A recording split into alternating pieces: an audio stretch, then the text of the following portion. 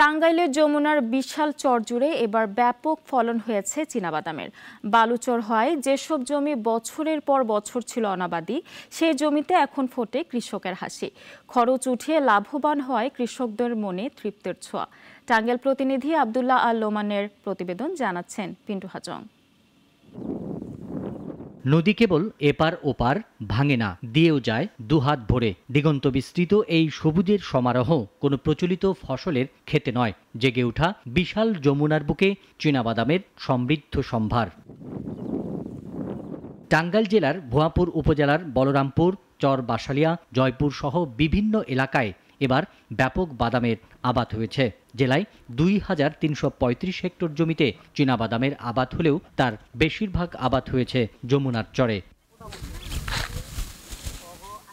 চরের জমিতে চীনাবাদাম চাষ অনেকটাই সহজ, উৎপাদনও বেশ ভালো। কৃষকরা জানান প্রতি বিঘাতে খরচ হয়েছে ৫ থেকে ৭ হাজার টাকা।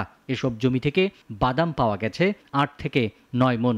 সব খরচ বাদ দিয়ে কৃষকের লাভ হয়েছে ১৫,০০০ টাকা। আপনার বিঘাপতি ৪,০০০ ৪,৫০০ টাকা এরকম খরচ হয়, তাতে আমরা ভালো লাভজনক হইতেছি।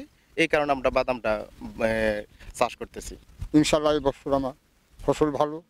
যত ফসলই আমরা আবাদ করি তার মধ্যে বাদাম রয়েছে কৃষকের লাভজনক ফসল। উন্নত জাতের চীনাবাদাম আবাদে কৃষকদের পরামর্শ দিচ্ছে কৃষি গবেষণা ইনস্টিটিউট। আমরা দেখতে পাচ্ছি যে ৮-এর চেয়ে ঢাকা 1-এর চেয়ে আমাদের বাড়ির চীনাবাদাম ৯ এবং ৮-এর পারফরমেন্স অনেক ভালো, এবং আমরা চাচ্ছি এই ঢাকা 1-এর পরিবর্তে ৮ এবং ৯টাকে রিপ্লেস করে এই কৃষকের মাঝে ছড়িয়ে দেওয়া।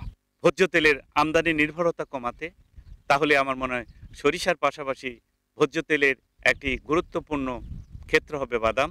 স্বাস্থ্যগুণ বিবেচনা করে বেশি বেশি বাদাম আবাদের গুরুত্ব আরোপ করেন পুষ্টিবিদরা। পিন্টু হাজং, নাগরিক। একমাত্র ওয়ালটন এসি দিচ্ছে ১ বছরের রিপ্লেসমেন্ট গ্যারান্টি এবং কম্প্রেসারের ১০ বছরের গ্যারান্টি।